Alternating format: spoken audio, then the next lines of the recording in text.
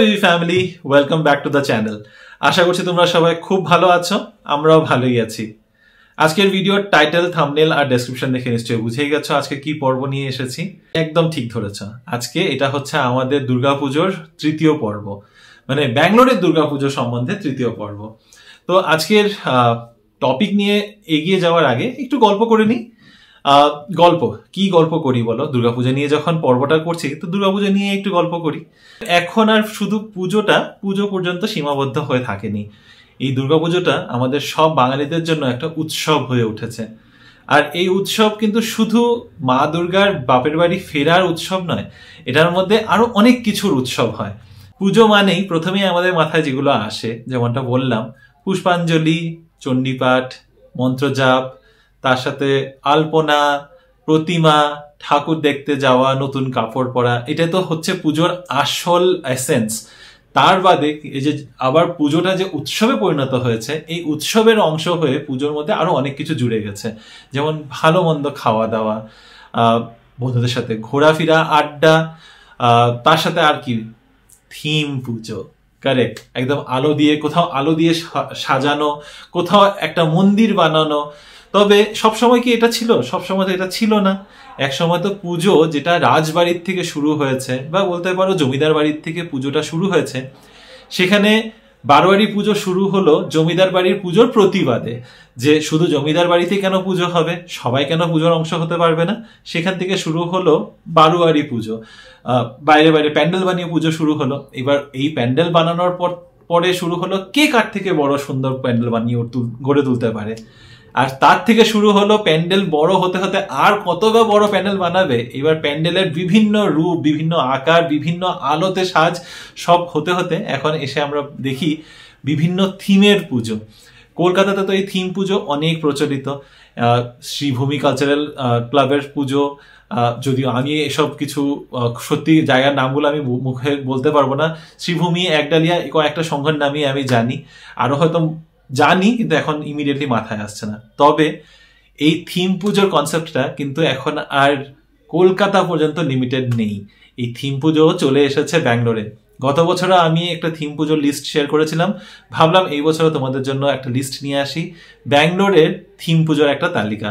আশা করছি এই লিস্টটা তোমাদের হেল্পফুল হবে। যদি তোমরা প্রতিটা ঠাকুর না দেখতে পারো, অবভিয়াসলি প্রতিটা ঠাকুর দেখাটা একটু তো চাপ হয়ে যায়। যদি শুধু থিম পুজো, কোথায় কি কি সুন্দর থিমে পুজো হচ্ছে সেটা দেখতে চাও, আশা করছি এই লিস্টটা তোমাদের হেল্প করবে।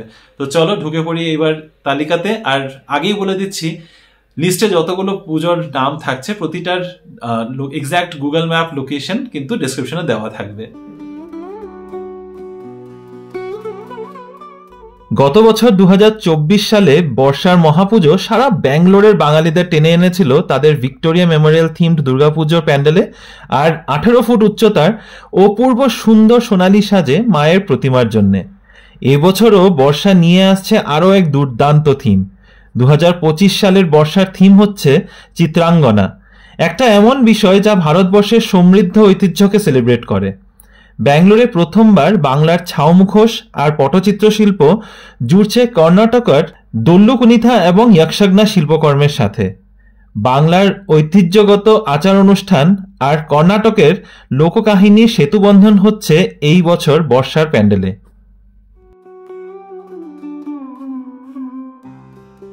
ব্যাঙ্গালোরে খুব কম বাঙালিরাই এমন হবে যারা আরটিনগর সোশিও কালচারাল ট্রাস্টের নাম এখনো শুনেনি। ব্যাঙ্গালোরে বঙ্গোৎসব আর জগদ্ধাত্রী পুজোকে নিয়ে আসা আরটিনগর সোশিও কালচারালের গত বছরের থিম ছিল উৎসব।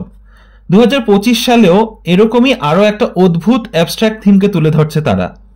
19তম বছরের দুর্গোৎসব পালন করছে মুক্তি থিম দিয়ে। মুক্তি মানে ফ্রিডম, আর এই থিমের কনসেপ্ট হচ্ছে শিল্পী অর্পিতা ঘোষের। মায়ের প্রতিমা আসছে কলকাতার কুমোটুলি থেকে। 2024 সালের থিমের প্রতিমা এবং মণ্ডপের সাজসজ্জা এখনো চোখে ভাসছে। অপেক্ষায় রয়েছি এই বছর মুক্তি থিমকে কি রূপে তুলে ধরে হবে তাই দেখার জন্যে। यदा यदा हि धर्मस्य ग्लानिर्भवति भारत अभ्युत्थानमधर्मस्य तदात्मानं सृजाम्यः। হঠাৎ ভগবদ্গীতার শ্লোক কেন বলা শুরু করলাম তাই হয়তো ভাবছ। বলছি ঐকতান হেব্বাল কালচারাল সোসাইটি, যারা বছরের পর বছর একের পর এক অতি অপূর্ব থিম তুলে ধরে তাদের পুজো প্যান্ডেলে, 2022-এ ফিরে দেখো কলকাতা, 2023-এ ওয়ার্ল্ড পিস, আর 2024-এ কাশী বিশ্বনাথের পর 2025 সালে ঐকতান হেব্বাল বেছে নিয়েছে শ্রীমদ্ ভগবদ গীতাকে তাদের দুর্গোৎসবের থিম হিসেবে।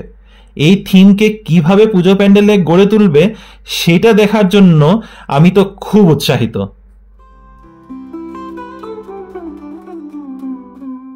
1954 সাল থেকে ব্যাঙ্গালোরের জয়ামহালে শুরু হওয়া এই দুর্গাপুজো 2014 সাল থেকে বিভিন্ন থিম তুলে ধরছে তাদের পুজোতে।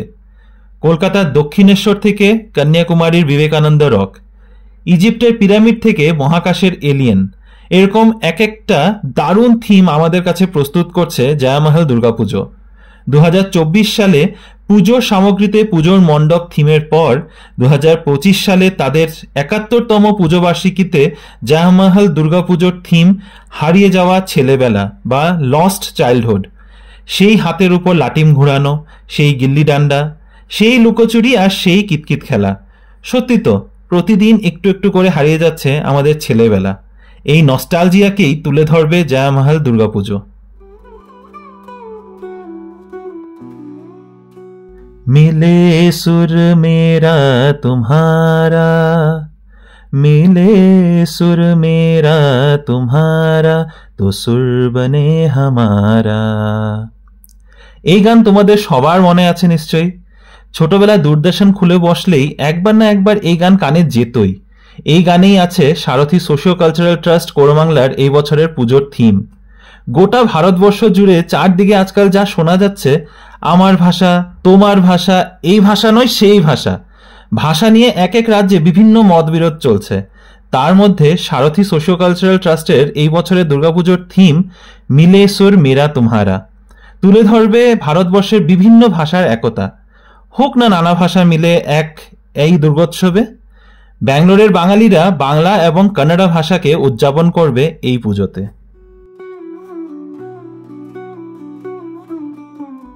হোয়াইটফিল্ড কালচারাল অ্যাসোসিয়েশন হোয়াইটফিল্ডের পুরনোতম অ্যাসোসিয়েশনের মধ্যে এক। WCA বিখ্যাত তাদের কালী পুজোর জন্য, তবে এদের দুর্গাপুজোও অনেক বড় করে হয়, অনেক হই হুল্লোড়ের সাথে উদযাপন করা হয়। আর 2025 সালের হোয়াইটফিল্ড কালচারাল অ্যাসোসিয়েশনের দুর্গাপুজো আরও অনেক বেশি জমজমাট হতে চলেছে। গত বছর একটা দুর্দান্ত পুজো করার পর এই বছর একটা অপূর্ব থিম নিয়ে আসতে চলেছে। থিম থাকছে কেদারনাথ মন্দির। সুশান্ত সিং রাজপুত আর সারা আলী খানের চলচ্চিত্র কেদারনাথ অনেকেই হয়তো দেখেছ। উত্তরাখণ্ডে গিয়েও হয়তো কেদারনাথের দর্শন করেছ। সেই কেদারনাথকেই ব্যাঙ্গালোরে নিয়ে আসছে WCA। মা দুর্গার সাথে সাথে ব্যাঙ্গালোরে বসে এবার কেদারনাথেরও দর্শন করতে পারবে। আমরা তো খুব এক্সাইটেড। উত্তরাখণ্ডের পর চলে যায় ভারতবর্ষের পশ্চিম ভাগে। বেগুর বেঙ্গলি সোশিও কালচারাল ট্রাস্টের এই বছরের থিম হিসাবে পশ্চিম ভারতের এক রঙিন রাজ্যের ঐতিহ্যকে তুলে ধরার চেষ্টা করছে। 2024 সালে বাংলার কুমোরপাড়ার গরুগাড়ির মতো একটা ইউনিক থিমের পর 2025 সালে আরও একটা ধামাকেদার থিম নিয়ে গড়ে তুলছে তাদের দুর্গাপুজোর মণ্ডপ, রাজকীয় রাজস্থান। রাজস্থান, যেই রাজ্যের নামেই আছে রাজা, ভরে আছে রাজাদের রাজপ্রাসাদে, রাজশাহী চালচলন, রাজকাহিনী আর রাজকীয় ব্যাপার স্যাপার। রাজস্থানের এই রাজকীয় সৌন্দর্যকেই তুলে ধরবে BBSCTর দুর্গাপুজো এই বছর একটা নতুন রূপে, নতুন ভেন্যুতে। উত্তর ভারত থেকে পশ্চিম, এবার পশ্চিম থেকে চলে যাব পূর্বতে। শুধু পূর্ব নয়, ফিরে যাব বাঙালিদের নিজের ভিটে, নিজের মাটিতে। South east Bengaluru Bengali association মানে সেববারও এবছরের পুজো হচ্ছে একটা নতুন ভেন্যুতে। প্রথম বছরের বাঙালিয়ানা থিম আর দ্বিতীয় বছরের দোকরা শিল্পকলার পর সেববার তৃতীয় বছরের দুর্গাপুজোর থিম পুরাতন বাংলার রাজবাড়ির দুর্গোৎসব। চারপাশে দুতলা ঘর, মাঝে বড় উঠোন, উঠোনে চোখ জুড়িয়ে যাওয়া বিশাল আলপনা, আর সেই আলপনার থেকে উপরে চোখ তুললে মা দুর্গার এক কাঠামো প্রতিমার ঠাকুর দালানে। এই ভাবনাটা নিয়েই আসতে চলেছে ব্যাঙ্গালোরের সেববার দুর্গাপুজো। একটা গল্প দিয়ে শুরু করি। কৃষ্ণনগরের রাজা কৃষ্ণচন্দ্র রায় 1757-এ প্লাসির যুদ্ধের পর জগৎ সেট থেকে নাকি প্রচুর সম্পত্তি লাভ করেন। সেই সম্পত্তি যেন ব্রিটিশ শাসকদের হাতে না পড়ে যায়, সেই কারণে ওই সম্পত্তি উনি লুকিয়ে রেখেছিলেন দুর্গেশ্বরের দেবীদ্বার মন্দিরে। তারপর আলীবর্দী খান যখন রাজা কৃষ্ণচন্দ্র রায়কে বন্দী বানিয়ে রেখেছিল, তখন উনি দুর্গাপুজোতে অংশগ্রহণ করতে পারেননি। গল্পে বলে যে রাজার নাকি এত মন খারাপ হয়েছিল যে স্বয়ং দুর্গেশ্বরের মন্দিরের মা দুর্গা ওনাকে দেখা দেন আর বলেন জগদ্ধাত্রী রূপে ওনার পুজো করতে। এর থেকে জগদ্ধাত্রী পুজোর শুরু হয়। তবে দুর্গাপুজোর থিমের সাথে জগদ্ধাত্রী পুজোরই বা কি সম্পর্ক? আছে বাবা, আছে। এই বছর আরোহণ সোশিও কালচারাল ফোরামের থিম দুর্গেশ্বরের দেবীদ্বার মন্দির। সেই পুরনো মন্দিরের আদলে হচ্ছে মণ্ডপ, থাকছে অর্ধনারীশ্বরের প্রতিমা, আর সাবেকি সাজে মা দুর্গার পুজো হবে। আমরা প্রত্যেকেই যারা ব্যাঙ্গালোরের বাঙালি, আমরা সবাই নিজেদের বাড়ি ছেড়ে নিজেদের মাটি থেকে দূর এই শহরকে এখন নিজের করে নেওয়ার একটা চেষ্টা করছি। এই শহর যা একদিন অচেনা অজানা ছিল, আজ এখানেই আমাদের নিজেদের জীবন, নিজেদের ঘর গড়ে তুলছি। তবে একটা জিনিস যা আমাদের চিরকাল থেকে যাবে, সে হচ্ছে আমাদের পরিচয়। আমি আসাম থেকে, এই পরিচয়টাই আমার গর্ব। আমার মতো অনেকেই উত্তর পূর্বাঞ্চল রাজ্যগুলো থেকে এখানে বসবাস করছে। বেঙ্গালুরু শ্রীহট্ট সম্মিলনী 2025 সালে তাদের দুর্গাপুজোর থিম হিসাবে বেছে নিয়েছে অস্তিত্ব। ভারতবর্ষের উত্তর পূর্বাঞ্চল রাজ্যের থেকে আসা বাঙালিদের অস্তিত্বকে ব্যাঙ্গালোরে তুলে ধরার প্রচেষ্টায় এই থিম। এই থিমের মূল ভাব, বাড়ি সারিয়া বাসা তাইলাম, বাসারেই আমার বাড়ি বানাইলাম। সাবেকি থেকে চলে যাব এবার একটু আধুনিকের দিকে। একটু আধুনিক বলাটা ঠিক হবে না। ইস্ট বেঙ্গালুরু কালচারাল অ্যাসোসিয়েশনের 2025 সালের দুর্গাপুজোর থিম অনন্ত শক্তি, নবরূপে নবদুর্গার দর্শন। তবে এই দেবী দুর্গার দর্শন কিন্তু সাধারণ দর্শন হচ্ছে না। ভারতবর্ষে এই প্রথমবারের মতো বাংলার দুর্গাপুজোর মেলবন্ধন হবে ব্যাঙ্গালোরের টেকনোলজির সাথে। শিল্পকার কৌশিক দ্বারা ধারণাকৃত, কর্ণাটকা চিত্রকলা পরিষদ দ্বারা সজ্জিত এবং 212 দ্বারা আয়োজিত ইবিসি এর দুর্গাপুজোতে এই বছর মা দুর্গা আবার জেগে উঠবে অগমেন্টেড রিয়েলিটির মাধ্যমে। যারা দুর্গাপুজোকে এক নতুন রূপে অনুভব করতে ইচ্ছুক, তাদের বলবো ইবিসি এর পুজো যেন একেবারেই বাদ না যায়। আর যারা ইচ্ছুক নন, তাদেরও বলবো একবার না হয় অনুভব করেই দেখো। আজকের আমাদের তালিকায় শেষ নাম থাকছে উত্তরণ সর্বজন সমন্বয়।